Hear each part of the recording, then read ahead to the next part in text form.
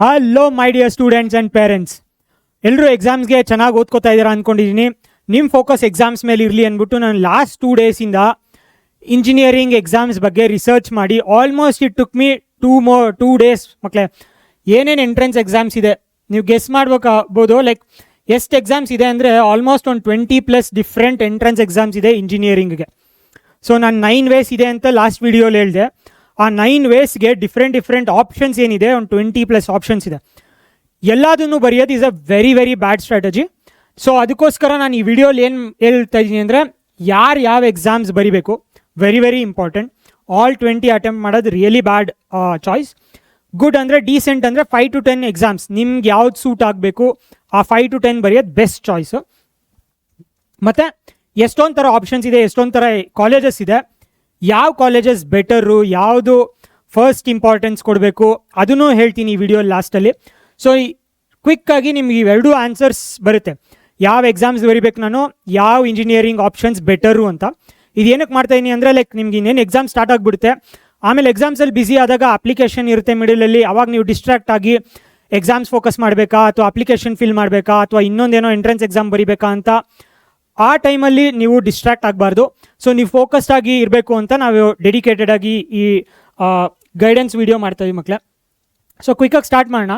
So ನಿಮ್ಗೆ ಈಗ ಏನೇನು ಫೋಕಸ್ ಮಾಡಬೇಕು, ಒಂದು ಬೋರ್ಡ್ ಎಕ್ಸಾಮ್ ಇದೆ ಡೆಫಿನೆಟ್ಲಿ, CET ಎಕ್ಸಾಮ್ ಇದೆ, KCET, ನ್ಯಾಷನಲ್ ಎಕ್ಸಾಮ್ಸ್ ಇದೆ, ಕೆಲವರು JEE ಮೇಲೆ ಫೋಕಸ್ ಮಾಡ್ತಿರೋರು. ನೆಕ್ಸ್ಟು ಕಾಮೆಡ್ಗೆ ರಿಲೇಟೆಡ್ ಎಕ್ಸಾಮ್ಸ್ ಇದೆ, ಯೂನಿವರ್ಸಿಟಿ ಸ್ಪೆಸಿಫಿಕ್ ಇದೆ, then you have some premium private colleges ಇದೆ, ಈ ಥರದ್ದೆಲ್ಲ. ಆಮೇಲೆ ಫೈನಲಿ ನಿಮ್ಮ ನ್ಯೂ ಏಜ್ ಡಿಗ್ರೀಸ್ ಇದೆ. ಸೊ ಇದೆಲ್ಲ ನಾನು ಆಲ್ರೆಡಿ ಇಂಜಿನಿಯರಿಂಗ್ ಆಪ್ಷನ್ಸಲ್ಲಿ ಇದೆಲ್ಲ ನಾನು ನಿಮಗೆ ತೋರಿಸಿದ್ದೆ.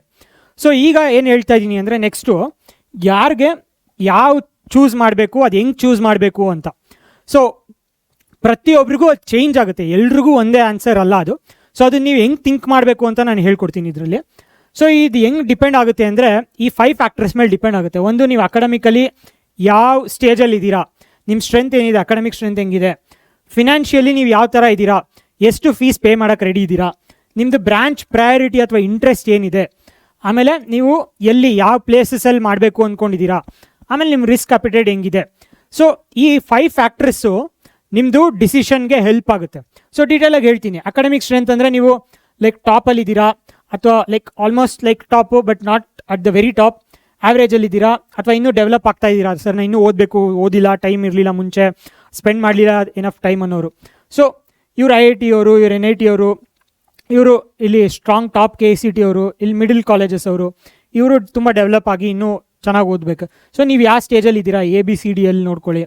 ಫಿನಾನ್ಷಿಯಲ್ ಕೇಪಬಿಲಿಟಿ ಥಿಂಕ್ ಮಾಡಬೇಕಾಗುತ್ತೆ. ಪರ್ ಇಯರ್ ನೀವು ಎಷ್ಟು ಫೀಸ್ ಪೇ ಮಾಡೋಕ್ಕೆ ರೆಡಿ ಇದ್ದೀರಾ, ನಿಮ್ಮದು ಬಜೆಟು, ನಿಮ್ಮ ಫ್ಯಾಮಿಲಿ ಪೇರೆಂಟ್ಸ್ ಎಷ್ಟು ಸಪೋರ್ಟ್ ಮಾಡೋಕ್ಕಾಗುತ್ತೆ. ಮೇಯ್ನ್ ಇನ್ನೊಂದು ಏನು ಹೇಳಬೇಕು ಅಂದ್ಕೊಂಡೆ ಮಕ್ಕಳೇ ಅಂದರೆ, ಬ್ರ್ಯಾಂಚ್ ಪ್ರಯಾರಿಟಿ. ಸೊ ಎಲ್ಲರೂ ನಾನು CS ಮಾಡಬೇಕು, ಅದು ಟ್ರೆಂಡಿಂಗಲ್ಲಿದೆ ಅಂತ ಸುಮ್ಮನೆ ಹೋಗೋದು ತುಂಬ ಬ್ಯಾಡ್ ಡಿಸಿಷನ್ ಆಗುತ್ತೆ. ಏನಕ್ಕೆ ಅಂದರೆ, ಕಂಪ್ಯೂಟರ್ ಸೈನ್ಸ್ ಅನ್ನೋದು ತುಂಬ ಮ್ಯಾಥ್ಸ್ ಓರಿಯೆಂಟೆಡ್ ಇರುತ್ತೆ. ಎಷ್ಟೊಂದು ಸ್ಟೂಡೆಂಟ್ಸ್ಗೆ ಮ್ಯಾಥ್ಸ್ ಅಂದರೆ ತುಂಬ ಕಷ್ಟ ಅಥವಾ ತುಂಬ ಎಫರ್ಟ್ ಹಾಕಬೇಕು, ಈಸಿಯಾಗಿ ಬರೋಲ್ಲ. Complete maths, CS branches, even AIML ಅಂತೂ complete probability, statistics, permutation combinations, matrices ತುಂಬ ಸ್ಟ್ರಾಂಗ್ ಇದ್ದರೆ you will enjoy computer science, logical ಮತ್ತು ಮ್ಯಾಥ್ಸು. ಈಗ ಆಲ್ರೆಡಿ ನೀವಲ್ಲಿ ಸ್ಟ್ರಗಲ್ ಮಾಡ್ತಾ ಇದ್ದೀರಾ, ಬಟ್ ನಾನು CS ತೊಗೋಬೇಕು ಅಂದರೆ ತೊಗೊಂಬಿಟ್ಟು ಆಮೇಲೆ ತುಂಬ ಕಷ್ಟ ಆಗುತ್ತೆ. ಸೊ ಅದಕ್ಕೆ ನೀವು ಇದರಲ್ಲೂ ಥಿಂಕ್ ಮಾಡಬೇಕಾಗುತ್ತೆ, CS ಅಬ್ಸೆಸ್ಟಾ ಅಥವಾ ಇಲ್ಲ ನನ್ನ ಇಂಟ್ರೆಸ್ಟ್ ಎಕ್ಸ್ಪ್ಲೋರ್ ಮಾಡ್ತೀನಿ, ರ್ಯಾಂಕ್ ಮೇಲೆ ಕಾಲೇಜ್ ಮೇಲೆ ಹೋಗಿ ನಾನು ಎಕ್ಸ್ಪ್ಲೋರ್ ಮಾಡ್ತೀನಿ ಅನ್ನೋ ಥರ ಇದ್ದೀರಾ. ಕರ್ನಾಟಕ ಮಾತ್ರ ಬೇಕಾ ಅಥವಾ ಎಲ್ಲೋದ್ರೂ ಪರವಾಗಿಲ್ಲ. ಆಮೇಲೆ ನಾನು ಎಲ್ಲ ಎಕ್ಸಾಮ್ ಬರಿತೀನಿ, ಲೈಕ್ 5 to 10 ಎಕ್ಸಾಮ್ಸ್ ಬರಿತೀನಿ, ಅಥವಾ ಇಲ್ಲ ನಾನು ಬರೀ ಫೋಕಸ್ಡಾಗಿ ಬರೀ 2-3 ಬರಿತೀನಿ ಅಂತ. ಸೊ ಈ ಫ್ಯಾಕ್ಟರ್ಸ್ ಇಟ್ಕೊಂಡು ನೆಕ್ಸ್ಟು ನಾನು ತೋರಿಸ್ಕೊಡ್ತೀನಿ ನೀವು ಯಾರಿಗೆ ಯಾವ್ಯಾವ ಎಕ್ಸಾಮ್ ಕರೆಕ್ಟಿಗೆ ಸೂಟ್ ಆಗುತ್ತೆ, ಯಾವ್ದು ಅಟೆಂಪ್ಟ್ ಮಾಡಬೇಕು ಅಂತ ಇಂಜಿನಿಯರಿಂಗ್ ಇರೋರಿಗೆ. ಸೊ ಬೇಸಿಸ್ ದೋಸ್ 5 ಫ್ಯಾಕ್ಟರ್ಸ್ ಮಕ್ಕಳೇ, ನಾವು ಈ ಥರ 6 ಕ್ಯಾಟಗರಿಯಲ್ಲಿ ಸ್ಟೂಡೆಂಟ್ಸ್ನ ಡಿವೈಡ್ ಮಾಡಿದ್ದೀವಿ. ಫಸ್ಟ್ ಕ್ಯಾಟಗರಿ ಏನು ಅಂದರೆ IIT ಟೈಪ್. ಇವರು IIT ಮೇಲೆ ಫೋಕಸ್ ಮಾಡಬೇಕು. ಆಮೇಲೆ ಏನೇನು ಮ್ಯಾಂಡೇಟ್ರಿ ಎಕ್ಸಾಮ್ಸ್ ಬರೀಬೇಕು ಅಂದರೆ, ಬೋರ್ಡ್ ಬರೀಬೇಕು, CET ಬರೀಬೇಕು, JEE ಮೈನ್, JEE ಅಡ್ವಾನ್ಸ್ ಬರೀಬೇಕು. ಇದು ಯಾರು ಅಂದರೆ ಜನರಲ್ ಮೆರಿಟ್ ಅವ್ರಿಗೆ ಹೇಳ್ತಾ ಇದ್ದೀನಿ. ಮೇ ಬಿ JEE ಮೇನ್ ಎಕ್ಸಾಮ್ಸಲ್ಲಿ ನಿಮಗೆ ಆಲ್ಮೋಸ್ಟ್ ಲೈಕ್ 95-96% ಮೇಲ್ ಬಂದಿದ್ದರೆ ನೀವು ಇದನ್ನು ಫಾಲೋ ಮಾಡ್ಬೋದು. ನೀವು ಬೇರೆದೆಲ್ಲ ಬರ್ಕೊಂಡು ಕುತ್ಕೊಳೋದು ಬೇಡ. 96-97 ಬಂದು ಇನ್ನೂ ಸ್ಟ್ರಾಂಗಾಗಿ ನಾನು ಇನ್ನೊಂದು ಅಟೆಂಪ್ಟಲ್ಲಿ ಇನ್ನೂ ಚೆನ್ನಾಗಿ ಬರ್ಬೋದು, ಅಡ್ವಾನ್ಸ್ಡಲ್ಲಿ ಚೆನ್ನಾಗಿ ಬರ್ಬೋದು ಅನ್ನೋರು ಫೋಕಸ್ಡಾಗಿ ಇದ್ರ ಮೇಲೆ ಫೋಕಸ್ ಮಾಡ್ಕೊಳ್ಳಿ. ಪರ್ಸೆಂಟೇಲು ಜನರಲ್ ಮೆರಿಟ್ ಅವ್ರಿಗೆ 96-97 ಮೇಲಿದ್ದರೆ ಈ ಬಕೆಟಲ್ಲಿ ನೀವು ಚೂಸ್ ಮಾಡಬೇಕು. Next NIT type. ಇಲ್ಲಿ ಹೆಂಗೆ ಅಂದರೆ ನಿಮ್ಮದು ಪರ್ಸೆಂಟೈಲು JEE ಮೈನಲ್ಲಿ ಲೆಟ್ಸ್ 93 ಆ್ಯಂಡ್ ಅಬೋ ಬಂದಿದೆ, ಇನ್ನೂ ನಾನು ಚೆನ್ನಾಗಿ ಮಾಡ್ಬೋದಿತ್ತು ಬಟ್ ಚೆನ್ನಾಗಿ ಮಾಡಲಿಲ್ಲ ಎಕ್ಸಾಮಲ್ಲಿ ಅನ್ನೋರು, ಇನ್ನೊಂದು ಅಟೆಂಪ್ಟ್ ಮಾಡ್ತೀನಿ ಅನ್ನೋರು NIT ಟೈಪು. ಇವ್ರು ಯಾವ್ದ್ಯಾವ್ದು ಬರೀಬೇಕು ಅಂದರೆ ಬೋರ್ಡ್ಸ್ ಬರೀಲೇಬೇಕು, CET ಬರೀಬೇಕು, KCET, JEE ಮೈನ್ ನೀವು ಇನ್ನೊಂದು ಸತಿ ಅಟೆಂಪ್ಟ್ ಮಾಡ್ತೀರಾ ಅಂದರೆ ಮಾಡಿ, ಕಾಮೆಡ್ಗೆ ಬರೀಬೇಕಾಗುತ್ತೆ ನೀವು, because this is like safety. ಅಡಿಷನ್ನು ಬಿಟ್ಸ್ ಆ್ಯಟ್ ಬರೆಯೋರು ನೀವು ಈ ಎರಡು ಗ್ರೂಪ್ ಅವರು ಬಿಟ್ಸ್ ಬರೆದ್ರೆ ಬೆಟರು, ಬಿಕಾಸ್ ಆಲ್ಮೋಸ್ಟ್ IIT ಥರನೇ ಇರುತ್ತೆ ಬಿಟ್ಸ್ ಎಕ್ಸಾಮು, ಬಿಟ್ಸ್ ಕಾಲೇಜು ಚೆನ್ನಾಗಿರುತ್ತೆ, ಅಲ್ಲಿ ಡಿಫಿಕಲ್ಟಿ ಲೆವೆಲ್ಲು ಹಂಗೆ ಇರುತ್ತೆ IIT ಥರ. ಸೊ ನೀವು ಇಲ್ಲಿ 96-97 ಪರ್ಸೆಂಟೇಜ್ ಮೇಲಿದ್ದವರು, ಇಲ್ಲಿ 93-94 ಪರ್ಸೆಂಟೇಜ್ ಮೇಲಿದ್ದವರು ಈ ಎಕ್ಸಾಮ್ಸ್ ಮೇಲೆ ಫೋಕಸ್ ಮಾಡ್ಕೊಳ್ಳಿ. ನಾವು coming to majority of the students KCET type, ನಿಮ್ಮದು 92-93 ಕೆಳಗಡೆ ಪರ್ಸೆಂಟೇಜ್ ಬಂದಿದೆ ಆಲ್ರೆಡಿ ಅನ್ನೋರು, ಐ ವುಡ್ ರೆಕಮೆಂಡ್ ಇದ್ರ ಬಗ್ಗೆ ಇನ್ನು ತಲೆ ಕೆಡ್ಸ್ಕೊಳಕ್ಕೆ ಹೋಗಬೇಡಿ, completely focus on KCET. So KCET type ಅನ್ನೋರು ಮ್ಯಾಂಡೇಟ್ರಿ ಏನು ಬರೀಬೇಕು, ಬೋರ್ಡ್ಸ್ ಬರೀಬೇಕು, KCET ಬರೀಬೇಕು, ಕಾಮೆಡ್ಗೆ ಕಂಪಲ್ಸರಿ. KCET ಕಾಮೆಡ್ಗೆ ಬರೆದ್ರೆ ನಿಮಗೆ ಬೆಸ್ಟ್ ಚಾಯ್ಸ್ ಇರುತ್ತೆ ಕರ್ನಾಟಕದ ಕಾಲೇಜಸಲ್ಲಿ. ಅಡಿಷ್ನಲಿ ನೀವು MET ಬರಿಬೋದು, ಮಣಿಪಾಲ್ದು, JET ಜೈನ್ದು ಬರಿಬೋದು, CUET ಕ್ರೈಸ್ಟ್ ಯೂನಿವರ್ಸಿಟಿದು ಬರಿಬೋದು, ಇದೆಲ್ಲ ಕರ್ನಾಟಕದ colleges. It's good to write. So ಈ ಅಡಿಷ್ನಲ್ ಎಕ್ಸಾಮ್ಸ್, ಬಟ್ ನೀವು ಮ್ಯಾಂಡೇಟ್ರಿ ಇದು ಬರೀಲೇಬೇಕಾಗುತ್ತೆ for your better future. KCET type ಅವರು. ನೆಕ್ಸ್ಟ್ ಕ್ಯಾಟಗರಿ ಹೆಂಗೆ ಅಂದರೆ ನಾನು ಎಕ್ಸ್ಪ್ಲೋರರ್ ಟೈಪ್, ನಾನು ಬರೀ ಕರ್ನಾಟಕದಲ್ಲೇ ನಾನು ಇರೋದು, ಏನು ಆ ಥರ ಇಲ್ಲ, ಹೊರ್ಗಡೆ ಹೋದ್ರು ಬೇರೆ ತಮಿಳ್ನಾಡು ಕಾಲೇಜಸ್ಸು ಅಥವಾ ಬೇರೆ ಬೇರೆ ಕಡೆ ಹೋದ್ರೂ ನಾನು ಪರವಾಗಿಲ್ಲ ಓದ್ತೀನಿ ಅನ್ನೋರು, ಅವ್ರು ಯಾವ್ದು ಬರೀಬೇಕು ಅಂದರೆ ಬೋರ್ಡ್ಸ್ ಬರೀರಿ, KCET ಬರೀರಿ, ಕಾಮೆಡ್ಗೆ ಕಂಪಲ್ಸರಿ ಬರೀರಿ. ನೀವು VIT, SRM, MET ಈ ಥರ ಅಡಿಷ್ನಲ್ ಯೂನಿವರ್ಸಿಟಿ ಎಕ್ಸಾಮ್ಸ್ ನೀವು ತೊಗೊಳ್ಳಿ. ಇನ್ ಕೇಸ್ ನಿಮಗೆ ನಾನು ಕರ್ನಾಟಕ ಬಿಟ್ಟು ಹೋಗೋಕ್ಕೆ ಇಷ್ಟ ಇಲ್ಲ, ನಾನು ಹೋಗಲ್ಲ ಅನ್ನೋರು VIT, SRM ಇದೆಲ್ಲ ತಲೆ ಕೆಡ್ಸ್ಕೊಳಕ್ಕೆ ಹೋಗಬೇಡಿ. ಈಚ್ ಎಕ್ಸಾಮ್ ವಿಲ್ ಟೇಕ್ ತುಂಬ ಎಫರ್ಟ್ ಬೇಕಾಗುತ್ತೆ ಹೋಗಿ ಎಕ್ಸಾಮ್ ಬರೆಯೋದಕ್ಕೆ. ಆ್ಯಂಡ್ ಇದೇನೆಂದರೆ ಎಲ್ಲ ಎಕ್ಸಾಮ್ಸು ಒಂದೇ, ನಾನು ಟೈಮ್ಲೈನು ತೋರಿಸ್ತೀನಿ ಯಾವ್ಯಾವ ಥರ ಇದೆ ಅಂತ. ಸೊ ಎಲ್ಲ ಬರೀತೀನಿ ಅಂತ ಹೋಗಬೇಡಿ. So as I told, sweet spot ಏನಂದರೆ 5 to 10 ಎಕ್ಸಾಮ್ಸ್ ಬರೆದ್ರೆ ಬೆಸ್ಟು. ಸೊ ನಿಮಗೆ ಯಾವುದು ಕ್ಯಾಟಗರಿಯಲ್ಲಿ ನೀವು ಬೀಳ್ತೀರಾ ಆ ಕ್ಯಾಟಗರಿನ ಚೂಸ್ ಮಾಡ್ಕೊಳ್ಳಿ. CS ಫೋಕಸ್ಡ್, ನಾನು ಲಾಸ್ಟ್ ಸ್ಲೈಡಲ್ಲಿ ಹೇಳಿದೆ, ಯಾರ್ಯಾರು CS ಅಬ್ಸೆಸ್, ನಾನು CSೇ ಮಾಡಬೇಕು ಸರ್, ನನಗೆ ಬೇರೆ ಇಂಟ್ರೆಸ್ಟೇ ಇಲ್ಲ, ಐ ಲವ್ ಮ್ಯಾಥ್ಸ್, ನನ್ನ ಲಾಜಿಕ್ ಅಂದರೆ ತುಂಬ ಇಷ್ಟ ಅನ್ನೋರು CS ಫೋಕಸ್ಡ್ ಇರ್ರಿ. ಸೊ ನೀವೇನೇನು ಬರೀಬೇಕು ಅಂದರೆ ಬೋರ್ಡ್ಸ್ ಬರೀಬೇಕು, KCET ಬರೀಬೇಕು, ಕಾಮೆಡ್ಗೆ ಬರೀಬೇಕು. ನೀವು ಅಡಿಷ್ನಲ್ ಆಗಿ ಈ ಎಕ್ಸಾಮ್ಸು ಮತ್ತು ನ್ಯೂ ಏಜ್ ಡಿಗ್ರಿ ನಿಮಗೆ ಇದು ಬೆಟರ್ ಅನಿಸುತ್ತೆ. ಸೊ CS ನಾನು ತುಂಬ ಸ್ಟ್ರಾಂಗ್ ಇರ್ತೀನಿ, ಲಾಜಿಕಲಿ ತುಂಬ ಸ್ಟ್ರಾಂಗ್ ಇದ್ದೀನಿ, CSೇ ಮಾಡಬೇಕು ಅಂತ ಇರೋರು ಡೆಫಿನೆಟ್ಲಿ ನ್ಯೂ ಏಜ್ ಡಿಗ್ರೀಸ್ ನೀವು ಬರಿಬೇಕಾಗುತ್ತೆ, ಮಿಸ್ ಮಾಡಬೇಡಿ. ದೆನ್ ಫೈನಲಿ ವ್ಯಾಲ್ಯೂ ಫೋಕಸ್ಡ್ ಅನ್ನೋರು, ಲೈಕ್ ಸರ್ ನಮಗೆ ಇದೆಲ್ಲ ಆಲ್ಮೋಸ್ಟ್ ಇದೆಲ್ಲ ಏನಾಗುತ್ತೆ, ಫೀಸ್ ತುಂಬ ಜಾಸ್ತಿ ಇರುತ್ತೆ ಗೌರ್ಮೆಂಟ್ ಸೀಟ್ ಸಿಕ್ಕಿಲ್ಲ ಅಂದರೆ. ಸೊ ನನಗಿಲ್ಲ ಗೌರ್ಮೆಂಟ್ ಸೀಟೇ ಬೇಕು, ಕಮ್ಮಿ ಫೀಸಲ್ಲಿ ನಾನು ಓದಬೇಕು, ನಮ್ಮ ಬಜೆಟ್ ಅಷ್ಟೊಂದು ಇಲ್ಲ ಅನ್ನೋರು ಬೋರ್ಡ್ಸ್ ಬರೀರಿ, KCET ಬರೀರಿ, JEE ಬರೀರಿ, ಕಾಮೆಡ್ಗೆ ಡೆಫಿನೆಟ್ಲಿ ಬರೀರಿ, because it's not like too much ಇರುತ್ತೆ ಅಂತ ಕಾಮೆಡ್ಗೆ fees relatively. For example MET ಆಗಿರ್ಬೋದು, JET ಆಗಿರ್ಬೋದು, CET ಆಗಿರ್ಬೋದು, ಇದು VIT, SRM ಎಲ್ಲ ಫೀಸು 1 ಇಯರ್ಗೆ ಮಿನಿಮಮ್ 5 lakhs ಮೇಲೆ ಬರುತ್ತೆ. ಬಟ್ ಕಾಮೆಡ್ಗೆ ಹಂಗಿಲ್ಲ, 1 ಇಯರ್ಗೆ 2 to 2.5 lakhs ಬರುತ್ತೆ. So this is still better than ಬೇರೆ university, private university courses. So value ಅನ್ನೋರು ಇದನ್ನು ಬರೀಬೇಕಾಗುತ್ತೆ. ಸೊ ನಿಮಗೆ ಒಂಥರ ಕ್ಲಾರಿಟಿ ಬಂದಿದೆ ಅನ್ಕೋತೀನಿ. ಯಾವ್ಯಾವ ಸ್ಟೂಡೆಂಟ್ಸ್ ಯಾವ್ಯಾವ ಟೈಪ್ ನೀವೇ ಚೂಸ್ ಮಾಡ್ಕೊಳ್ಳಿ, ನೀವು ಎಲ್ಲಿದ್ದೀರಾ, ಈಗ ನಿಮ್ಮ ಅಕಾಡೆಮಿಕಲಿ ಸ್ಟ್ರೆಂತ್ ಹೆಂಗಿದೆ, ನಿಮ್ಮದು JEE ಮೈನ್ ಪರ್ಸೆಂಟೇಜ್ ಏನು ಬಂದಿದೆ, ನಿಮ್ಮದು ಫಿನಾನ್ಷಿಯಲಿ ಹೆಂಗಿದ್ದೀರಾ, ನೀವು CS ಓರಿಯೆಂಟೆಡಾ ಅಥವಾ ಇಲ್ವಾ, ಅಥವಾ ನಿಮ್ಮ ಕರ್ನಾಟಕನ ಅಂತ ಇದ್ರ ಬೇಸಿಸ್ ಮೇಲೆ ಈ ಥರ ಚೂಸ್ ಮಾಡಿಕೊಂಡು ನೀವು ಚಾಯ್ಸ್ ಆಗಿ ಯಾವ 5-10 ಎಕ್ಸಾಮ್ಸ್ ಬರಿಬೇಕು ಅಂತ ನೀವೇ ಡಿಸೈಡ್ ಮಾಡಬೇಕಾಗುತ್ತೆ. ಏನಕ್ಕೆ ಎಲ್ಲ ಬರಿಬಾರ್ದು ಅಂತ ನಾನು ಇನ್ನೊಂದು ಸತಿ ಹೇಳ್ತೀನಿ. ಈಗ ಫೆಬ್ರವರಿಯಲ್ಲಿ ನಿಮ್ಗೆ ಆಲ್ಮೋಸ್ಟ್ ಮುಗಿತಾ ಇದೆ, ಇನ್ನೇನು ಎಕ್ಸಾಮ್ ಸ್ಟಾರ್ಟ್ ಆಗ್ತಾ ಇದೆ, ಎಲ್ಲ ಅಪ್ಲಿಕೇಶನ್ಸು ತುಂಬ ಅದು ಇದು ಇದೆ. ಮಾರ್ಚಲ್ಲಿ you should be just focusing on board exams, because KCETಯಲ್ಲಿ 50% ಬೋರ್ಡ್ ಎಕ್ಸಾಮ್ಸ್ ಬರುತ್ತೆ. It's very very very important. ಸುಮ್ಮನೆ ನೀವು ಈಗ ನೆಗ್ಲೆಕ್ಟ್ ಮಾಡೋಂಗಿಲ್ಲ ಮಾರ್ಚಲ್ಲಿ. ಆ್ಯಂಡ್ ಆಲ್ಸೋ ಅದರ ಎಷ್ಟೊಂದು ಅಪ್ಲಿಕೇಶನ್ಸು ಇನ್ನೊಂದು ಥರ ಎಕ್ಸಾಮ್ಸ್ ಎಲ್ಲ ಓವರ್ಲ್ಯಾಪ್ ಆದರೆ ಬೋರ್ಡ್ ಟೈಮಲ್ಲಿ focus on board exams. So ಎಷ್ಟೊಂದು ಲೆಟ್ಸೆ ನ್ಯೂ ಏಜ್ ಡಿಗ್ರೀಸ್ದು ನಾನು ಎಕ್ಸಾಂಪಲ್ ಕೊಡ್ತೀನಿ. ಮಾರ್ಚ್ 20th ಅಂತ ಎಕ್ಸಾಮ್ ಇದೆ, ಅಪ್ಲಿಕೇಶನ್ಸ್ ಎಷ್ಟೊಂದು ಮಾರ್ಚ್ ಮಿಡಲಲ್ಲಿದೆ. ಆ ಟೈಮಲ್ಲಿ ನಿಮ್ಗೆ ಏನಾದ್ರು ಬೇರೆ ಎಕ್ಸಾಮ್ಸ್ ಇದ್ದರೆ ನೀವು ಅದ್ರ ಬಗ್ಗೆ ಡಿಸ್ಟ್ರಾಕ್ಟ್ ಆಗೋಕೆ ಹೋಗ್ಬೇಡಿ, ಬೋರ್ಡ್ ಎಕ್ಸಾಮ್ಸ್ ಮೇಲೆ ಫೋಕಸ್ ಮಾಡಿ ಇನ್ ಮಾರ್ಚ್. ಏಪ್ರಿಲಲ್ಲಿ ಒಂಥರ ಯಾವ ಥರ ಅಂದರೆ ಫುಲ್ ಸುನಾಮಿ ಇದ್ದಂಗೆ ಎಲ್ಲ ಎಕ್ಸಾಮ್ಸ್ ಒಟ್ಟಿಗೆ ಬಂದ್ಬಿಡುತ್ತೆ ನಿಮಗೆ. KCT ಬರುತ್ತೆ, ಕಾಮೆಡ್ಗೆ ಬರುತ್ತೆ, ಬಿಟ್ಸ್ ಬರುತ್ತೆ, MET ಬರುತ್ತೆ, PESAT ಈಗ ಇಲ್ಲ, VIT ಬರುತ್ತೆ, ಎಷ್ಟೊಂದು ಎಕ್ಸಾಮ್ಸ್ ಒಟ್ಟಿಗೆ ಬಂದ್ಬಿಡುತ್ತೆ ಏಪ್ರಿಲಲ್ಲಿ. ದಟ್ಸ್ ವೈ ಮಕ್ಕಳೇ ಹೇಳ್ತಾ ಇರೋದು, ಯಾವ ಥರ ನೀವು ಇಂಪಾರ್ಟೆಂಟ್ ಅಂದರೆ 2-3 ಎಕ್ಸಾಮ್ ಒಂದೇ ಡೇಟಲ್ಲಿ ಬಂದರೆ you should be very choosy, ಯಾವ ಎಕ್ಸಾಮ್ ಬರೀಬೇಕು ಯಾವ ಎಕ್ಸಾಮ್ ಬರೀಬಾರ್ದು ನಿಮ್ಮ ಪ್ರಯಾರಿಟಿ ಪ್ರಕಾರ. ಆ್ಯಂಡ್ ಮಿನಿಮಮ್ ಒಂದು 2 day 3 day ಗ್ಯಾಪ್ ಇದ್ದರೆ ಬೆಸ್ಟು. ಬಿಕಾಸ್ ಒಂದು ಎಕ್ಸಾಮ್ ಬರ್ತೀರಾ, ನಿಮ್ಮದು ಮೈಂಡ್ ಸೆಟ್ಟೇ ಚೇಂಜ್ ಆಗಿರುತ್ತೆ. ಯಾವುದೋ ಒಂದು ಚೆನ್ನಾಗಾದರೆ ನೀವು ಖುಷಿಯಾಗಿರ್ತೀರಾ, ಚೆನ್ನಾಗಾಗಿಲ್ಲ ಅಂದರೆ ಬೇಜಾರಾಗಿರ್ತೀರಾ. ಆ ಎಕ್ಸಾಮ್ ನೆಕ್ಸ್ಟ್ ಡೇ ಇನ್ನೊಂದು ಮೇಯ್ನ್ ಎಕ್ಸಾಮ್ ಇದೆ ಅಂದರೆ ಅದು ತುಂಬ ಎಫೆಕ್ಟ್ ಆಗಿಬಿಡುತ್ತೆ. ಸೊ ಒಂದು 2 days ಗ್ಯಾಪ್ ಇಟ್ಕೋಬೇಕಾಗುತ್ತೆ. ಸೊ ಅದ್ರ ಮೂಲಕ ನೋಡಿಕೊಂಡು ಯಾವ ಎಕ್ಸಾಮ್ ಅಟೆಂಪ್ಟ್ ಮಾಡಬೇಕು ಅಂತ ನಿಮ್ಗೆ ಇಂಪಾರ್ಟೆಂಟ್. ಸೊ ಇದನ್ನೆಲ್ಲ ನೋಡ್ಬೇಕಾದ್ರೆ ಮಕ್ಕಳೇ, ನಾನು ಲಾಸ್ಟ್ 2 daysಲ್ಲಿ 20 ಎಂಟ್ರೆನ್ಸ್ ಎಕ್ಸಾಮ್ಸ್ ಏನಿದೆ ನಾನೊಂದು ಕ್ಯಾಲೆಂಡರ್ ಕ್ರಿಯೇಟ್ ಮಾಡೋಕ್ಕೆ ಟ್ರೈ ಮಾಡಿದ್ದೀನಿ. ಅದರಲ್ಲಿ ಏನು ಅಂದರೆ ಒಂದೊಂದು 60 ಡಿಫ್ರೆಂಟ್ ಡೇಟ್ಸ್ ತುಂಬ ಇಂಪಾರ್ಟೆಂಟ್ ಆಗುತ್ತೆ. ಈ ಎಕ್ಸಾಮ್ಗೆ ಯಾವಾಗ ರಿಜಿಸ್ಟ್ರೇಷನ್ ಮಾಡಬೇಕು, ಈ ಎಕ್ಸಾಮ್ಗೆ ಯಾವುದು ಡೇಟ್, ಏನು ಎಕ್ಸಾಮ್ದು, ಈ ಎಕ್ಸಾಮ್ಗೆ ಏನೇನು ಬೇಕಾಗುತ್ತೆ, ಯಾವ ಡೆಡ್ಲೈನ್ ಏನಾಗುತ್ತೆ. So for example KCT deadline 3 ಸತಿ ಚೇಂಜ್ ಆಗಿದೆ. ಈಗ latest final submission March 30th ಇದೆ. KE ಅವ್ರು ಅನೌನ್ಸ್ ಮಾಡಿದ ತಕ್ಷಣ ನಾವು ವಿಡಿಯೋ ಮಾಡಿದ್ದೀವಿ. ಸೊ ಅದಕ್ಕೆ ನೀವು ಸಬ್ಸ್ಕ್ರೈಬ್ ಮಾಡಿದರೆ ನೀವು you will not miss out on anything. Immediately ಏನೇ ಇನ್ಫಾರ್ಮೇಷನ್ ಇದ್ದರೂ ನಾನು ನಿಮ್ಗೆ ತಲುಪಿಸ್ತೀವಿ, ಸೊ ದಟ್ ನೀವು ಎಕ್ಸಾಮ್ಸ್ ಮೇಲೆ ಫೋಕಸ್ ಆಗಿರ್ಬೋದು. ಇಲ್ಲಾಂದರೆ ನೀವೇನೋ ಮಿಸ್ ಮಾಡಿಕೊಂಡು ಆಮೇಲೆ ಚೇಂಜ್ ಮಾಡೋಕ್ಕಾಗಲ್ಲ. ಅದೇ ಬೇಸಿಸಲ್ಲಿ ಒಂದು ನೀವು ಸೆಕೆಂಡ್ PUC ಅಥವಾ ಏನು 12th ಸ್ಟೂಡೆಂಟ್ಗೆ ಏನೇನು ಎಕ್ಸಾಮ್ಸ್ ಯಾವ್ದ್ಯಾವ ಡೇಟ್ಸ್ ಇಂಪಾರ್ಟೆಂಟು ಅಂತ ನಾನೊಂದು ಕ್ಯಾಲೆಂಡರ್ ಮಾಡ್ತಾಯಿದ್ದೀನಿ ಮಕ್ಕಳ. So full complete March and April every day ಏನು ಇಂಪಾರ್ಟೆಂಟ್, ಏನು ಎಕ್ಸಾಮ್ ಇದೆ, ಏನು ಡೆಡ್ಲೈನ್ ಇದೆ ಅಂತ.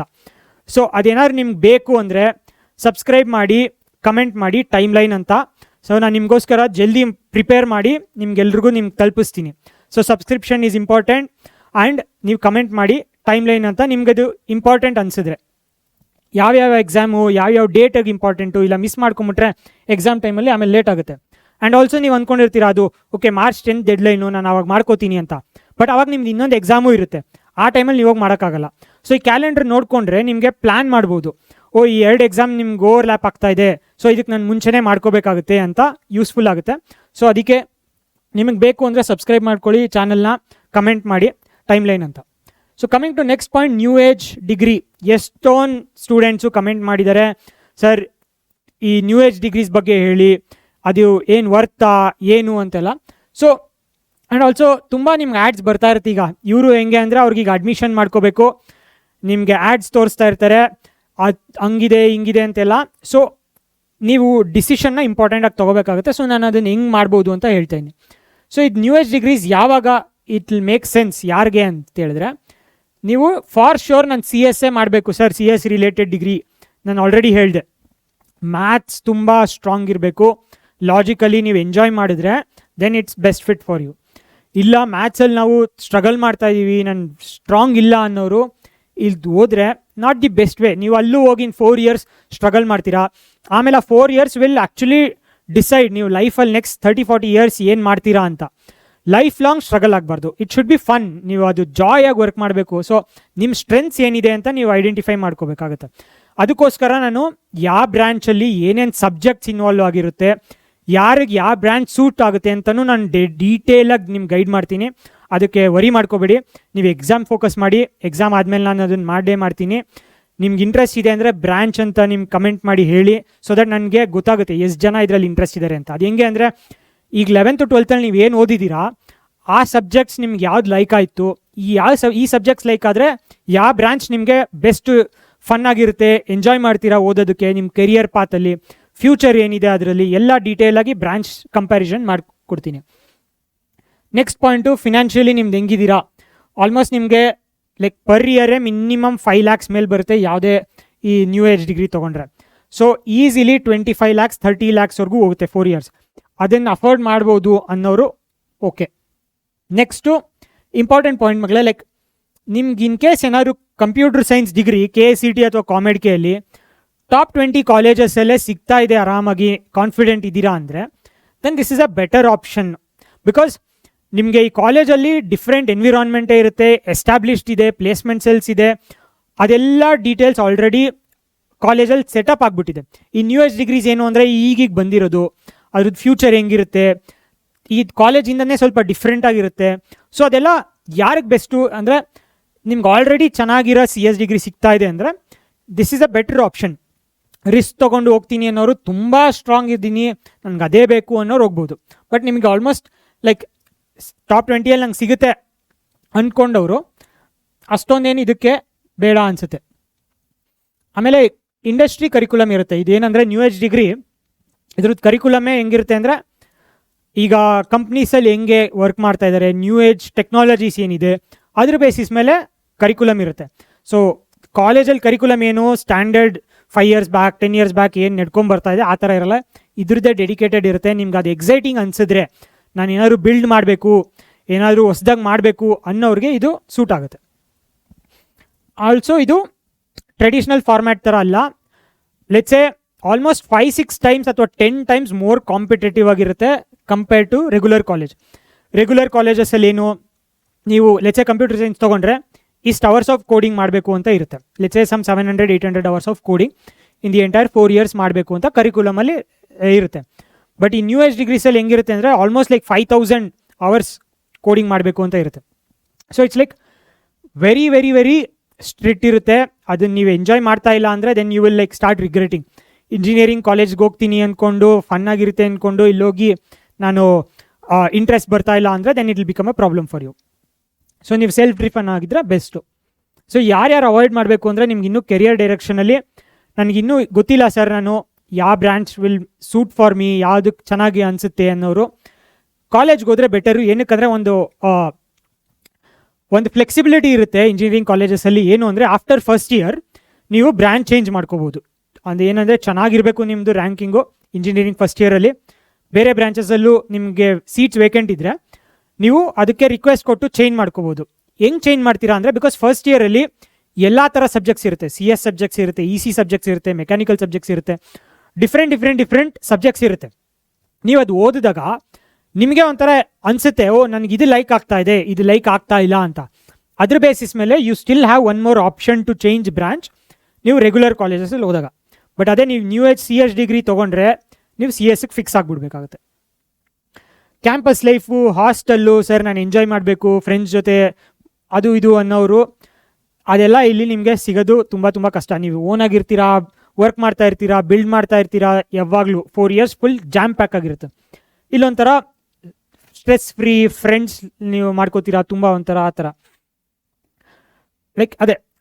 ಆಮೇಲೆ ರೆಕಗ್ನೈಸ್ಡ್ ಯೂನಿವರ್ಸಿಟಿ ಆಲ್ಸೋ. ಇದೇನಂದರೆ ನ್ಯೂ ಏಜ್ ಡಿಗ್ರಿ ಅವರು ಯಾವುದೋ ಒಂದು ಯೂನಿವರ್ಸಿಟಿ ಜೊತೆ ಟೈಅಪ್ ಮಾಡಿಕೊಂಡು ನಿಮಗೆ ಡಿಗ್ರೀಸ್ ಕೊಡ್ತಾರೆ.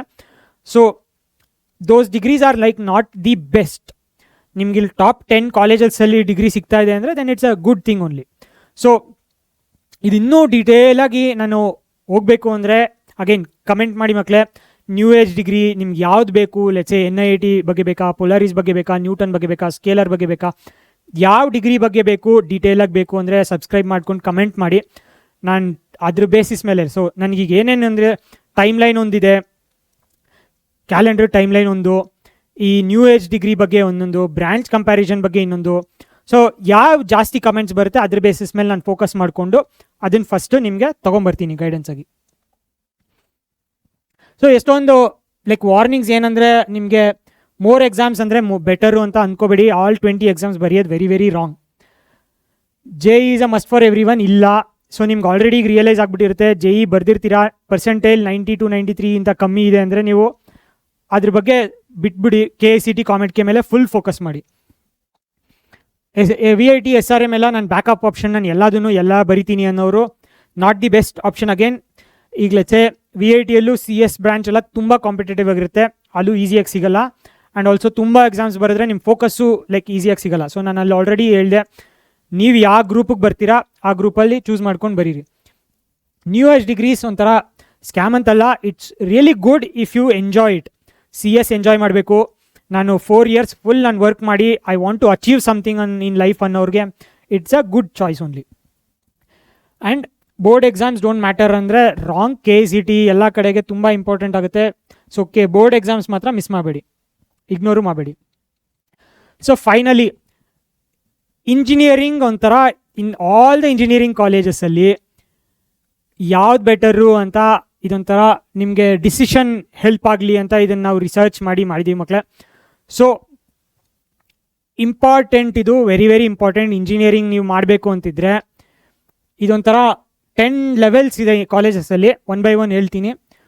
First national flagship college, old IITs IISc. 7 old IITs ಏನಿದೆ ಆ 7 ಓಲ್ಡ್ IITs IISc ಟಾಪಲ್ಲಿ ಬರುತ್ತೆ ಇಂಡಿಯಾಲಿ ಇಂಜಿನಿಯರಿಂಗ್ ಮಾಡಬೇಕು ಅಂದರೆ. Next national premier, top NITs, BITS Pilani, top IIITs, ಇದು ನೆಕ್ಸ್ಟ್ ರ್ಯಾಂಕಲ್ಲಿ ಬರುತ್ತೆ. ಟಾಪ್ ಓಲ್ಡ್ IITs ಆದಮೇಲೆ top NITs, BITS, IIITs. Then ಥರ್ಡಲ್ಲಿ ಮಕ್ಕಳೇ, ದಿಸ್ ಈಸ್ ಇಂಪಾರ್ಟೆಂಟ್, ನಾನೇನು ಕೇಳ್ತಾ ಇದ್ದೀನಿ ಅಂದರೆ ಕರ್ನಾಟಕದಲ್ಲೇ top 5 colleges are really good. So ಇದಾದಮೇಲೆ ಆಲ್ಮೋಸ್ಟ್ ಲೈಕ್ ಟಾಪ್ KCT ಕಾಲೇಜಸ್ಸೇ ಬಂದ್ಬಿಡುತ್ತೆ. So comparatively I think this is even better than Karnataka top 5, top like 8 colleges are actually better than other other NITs, new IITs, BITS, Goa, Hyderabad, IIIT. So ಇದನ್ನು ನಾನು main important ನಿಮ್ಗೆ ಹೇಳಬೇಕಿತ್ತು. KCT ಕಾಮೆಡ್ಗೆ focus ಮಾಡಿ. If you can get in top 5-10 colleges, it's definitely better than like lot of new IITs ಅಥವಾ like not so good NITs, IIITs ಎಲ್ಲ. So ಇದು ಕರ್ನಾಟಕದಲ್ಲಿ ಇರೋದ್ರಿಂದ we have really good colleges. So you can definitely focus on that. So next ಬರುತ್ತೆ like national premium, like BITS, MIT Manipal, IIITs, new IIT, other NITs, ಇದೆಲ್ಲ ಇಲ್ಲಿ ಬರುತ್ತೆ 4th ಆಪ್ಷನಲ್ಲಿ. 5th ಆಪ್ಷನಲ್ಲಿ like ನಾನೇನು ಹೇಳ್ತಾ ಇದ್ದೆ, ಆಲ್ಟರ್ನೇಟ್ ಡಿಗ್ರಿ ಅಥವಾ ನ್ಯೂ ಏಜ್ ಡಿಗ್ರಿ ಅಂತ. ಇದರಲ್ಲಿ ಎಲ್ಲ ಬರಲ್ಲ ಮಕ್ಕಳೇ. You have to be very careful. ಇಲ್ಲಿ 2 ಥರ ಇದೆ. One set of things, for example Scaler ಇರ್ಬೋದು, ಪ್ಲಕ್ಷ ಇರ್ಬೋದು, ಅಶೋಕ ಯೂನಿವರ್ಸಿಟಿ CS, ಇದೆಲ್ಲ ಎಸ್ಟಾಬ್ಲಿಷ್ ಆಗಿದೆ, ತುಂಬ ಇಯರ್ಸಿಂದ ಇದೆ, ಡೇಟಾ ಇದೆ. They are really good. Industry standard ಅವ್ರು ಸ್ಟಾರ್ಟ್ ಮಾಡಿರೋದು ಇದನ್ನೆಲ್ಲ. So they are really good. ಅವ್ರದ್ದು like that's why I have kept them at 5th position. But ಇನ್ನು ಕೆಲವು ಎಷ್ಟೊಂದು ಹೊಸದು ನ್ಯೂ ಏಜ್ ಡಿಗ್ರೀಸ್ ಏನಿದೆ, ನಾನು ಅದನ್ನು ಇಲ್ಲಿ 8th ಪೊಸಿಷನಲ್ಲಿ ಇಟ್ಟೀನಿ. ಏನಕ್ಕೆ ಅಂತ ಕೇಳಿದ್ರೆ, ನಾನು ಡೀಟೇಲಾಗಿ ಇದ್ರ ಮೇಲೆ ನ್ಯೂ ಏಜ್ ಡಿಗ್ರಿ ಅಂತ ಬೇಕು ಅಂದರೆ ಸಬ್ಸ್ಕ್ರೈಬ್ ಮಾಡಿ, ಕಮೆಂಟ್ ಮಾಡಿ, ನಾನು ಅದನ್ನು ಹೇಳ್ತೀನಿ ಏನು ಡಿಫ್ರೆನ್ಸು, ಏನಕ್ಕಿದು ಅಂತ. ಬಟ್ ಪೊಸಿಷನ್ ವೈಸ್ ಇದು 5th.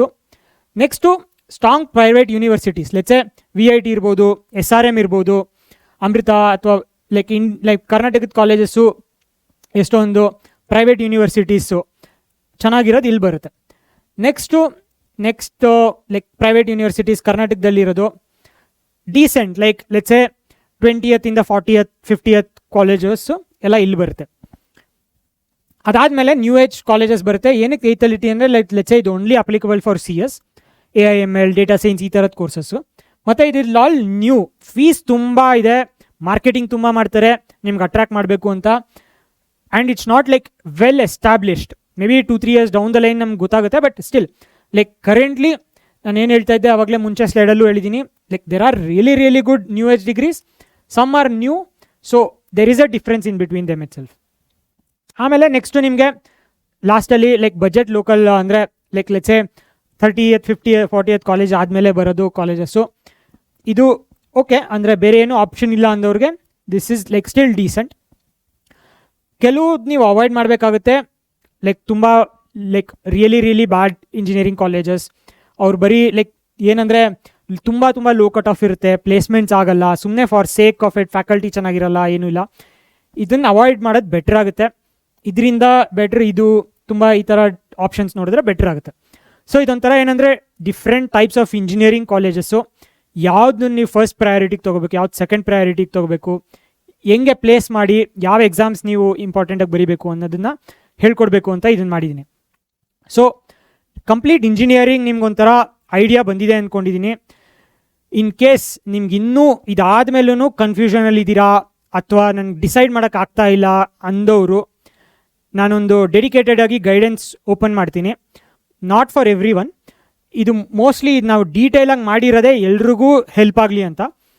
ಕೆಲವ್ರಿಗೆ ಇನ್ನೂ ನನಗೆ ಪರ್ಸ್ನಲ್ 1-on-1 ಗೈಡೆನ್ಸ್ ಬೇಕು ಅನ್ನೋರು ಕಮೆಂಟ್ ಮಾಡಿ, ನಾನು ಅದ್ರ ಬಗ್ಗೆ ಯೋಚನೆ ಮಾಡಿ ಇನ್ ಕೇಸ್ ತುಂಬ ಜನಕ್ಕೆ ಬೇಕು ಅಂದರೆ ನಾನು ಏನೂ ಮಾಡೋಕ್ಕಾಗಲ್ಲ. ಬಿಕಾಸ್ ಲೈಕ್ ತುಂಬ ಟೈಮ್ ಇಲ್ಲ. ಲೈಕ್ ನಾನು ಏನು ಫೋಕಸ್ ಮಾಡ್ತಾ ಇದ್ದೀನಿ ಅಂದರೆ ಲೈಕ್ ಲೆಟ್ಸ್ ಕ್ಯಾಲೆಂಡರ್ ಮಾಡಬೇಕು, ಬ್ರಾಂಚ್ ಕಂಪ್ಯಾರಿಸನ್ ಮಾಡಬೇಕು, ನ್ಯೂ ಏಜ್ ಡಿಗ್ರೀಸಲ್ಲಿ ಯಾವ್ದು ಬೆಟ್ರು, ಏನಿರುತ್ತೆ ಅಲ್ಲಿ, ಇದೆಲ್ಲ ಎಲ್ರಿಗೂ ಹೇಳ್ಕೊಡ್ಬೇಕು ನಾನು. ಇನ್ ಕೇಸ್ ಇಲ್ಲ ಸರ್ ನಂಗೆ ತುಂಬ ಇಂಪಾರ್ಟೆಂಟ್ ಇದೆ, ನೆಸೆಸಿಟಿ ಇದೆ ಅನ್ನೋರಿಗೆ ಸ್ಮಾಲ್ ಫೀಸ್ ಇಟ್ಬಿಟ್ಟು ನಾನು ಅವ್ರಿಗೆ ಒನ್ ಗೈಡೆನ್ಸ್ ಕೊಡ್ತೀನಿ. ಎಲ್ರಿಗೂ ಮಾಡೋಕ್ಕಾಗಲ್ಲ ಆಬ್ವಿಯಸ್ಲಿ. ಸೊ ದಟ್ಸ್ ವೈ ಅದು ಬೇಕು ಅಂದರೆ ಕಮೆಂಟ್ ಮಾಡಿ, ನಾನು ಅದಕ್ಕೆ ಹೆಂಗೆ ಅಂತ ನಾನು ಸಪ್ರೇಟಾಗಿ ಒಂದು ಅನೌನ್ಸ್ಮೆಂಟ್ ಮಾಡ್ತೀನಿ. So I hope this is like helpful for you. Exams ಮುಗಿಯೋಕ್ಕೆ ಸ್ಟಾರ್ಟ್ ಆಗೋಕ್ಕೆ ಮುಂಚೆ ಈ ಕ್ಲಾರಿಟಿ ಇಟ್ಕೊಂಡು ಯಾವ್ಯಾವ ಎಕ್ಸಾಮ್ಸ್ ಬರೀಬೇಕು, ಆಲ್ 20 ಬರಿತೀನಿ ಅಂತ ಹೋಗಬೇಡಿ. ಡಿಸೈಡ್ ಮಾಡಿ ಇದು ಇನ್ಫಾರ್ಮೇಷನ್ ಹೆಲ್ಪ್ಫುಲ್ ಆಗಿದೆ ಅಂತ ಅಂದ್ಕೊಂಡು ನೀವು ಎಕ್ಸಾಮ್ಸಿಗೆ ಪ್ರಿಪೇರ್ ಆಗಬೇಕು. ಅದಕ್ಕೆ ಮುಂಚೆ ಇಮಿಡಿಯೇಟಾಗಿ ಇದೆಲ್ಲ ಡಿಸಿಷನ್ ತೊಗೊಂಬಿಟ್ರೆ ಒಳ್ಳೇದು ಮಕ್ಕಳೇ. Thanks for watching and subscribe ಮಾಡ್ಕೊಳ್ಳಿ. ಇದೇ ಥರ ಹೊಸ ಇನ್ಫಾರ್ಮೇಷನ್ KA ಅಪ್ಡೇಟ್ಸ್ ಇರ್ಬೋದು, ಡಿಸಿಷನ್ ಹೆಂಗೆ ಮಾಡಬೇಕು ಅಂತ ನಾನು ನೆಕ್ಸ್ಟ್ ಅಟ್ಲೀಸ್ಟ್ 3-4 ಇಂಪಾರ್ಟೆಂಟ್ ವೀಡಿಯೋಸ್ ಬರುತ್ತೆ. ಮಿಸ್ ಮಾಡ್ಕೋಬೇಡಿ, ಸಬ್ಸ್ಕ್ರೈಬ್ ಮಾಡ್ಕೊಳ್ಳಿ. ಥ್ಯಾಂಕ್ಸ್ ಫಾರ್ ವಾಚಿಂಗ್ ಮಕ್ಕಳೇ.